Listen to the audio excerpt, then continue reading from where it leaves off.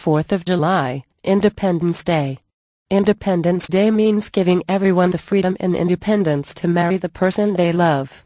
Stumble as for most Americans, the 4th of July means more to me than a good barbecue and cold brews. It's a time for family and friends to kick back, enjoy one another and welcome the summer ahead. It's also a time to reflect on exactly what freedom and independence means, especially here in Washington State. Earlier this year, the Washington State Legislature recently passed a law, with bipartisan support, that upholds these fundamental rights by allowing every Washington citizen the right to marry the person he or she loves. Those very principles are being challenged by those who want to take away the freedom to marry for our gay and lesbian family members, friends and neighbors.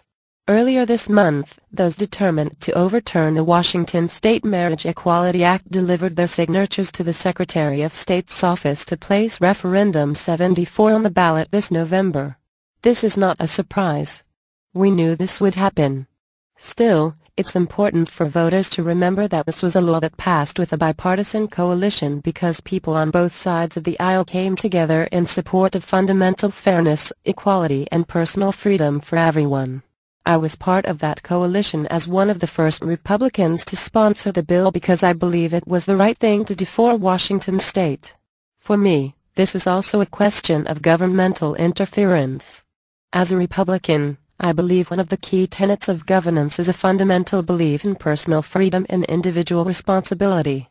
People understand this point when asked about marriage in this way. Would you like the government telling you whom you could or could not marry? I wouldn't and can't imagine why anyone would. And that is really what this law is all about, giving individuals, friends, neighbors, family members, co-workers, the freedom and responsibility to marry the person they choose, to have a family with the person they choose without interference from the government. I have been married for over 23 years to the love of my life. My wife and I have 4 amazing children. I am one of the lucky ones. My mother always told me that the single most important decision you will ever make in your life is who you marry. She was right. It is the person you marry, not the color of their skin, not their religion, and now, not his or her gender. The next generation inherently understands this. What I thought might be a lengthy discussion about marriage equality with my children during the legislative debate quickly whittled down to, what's the big deal?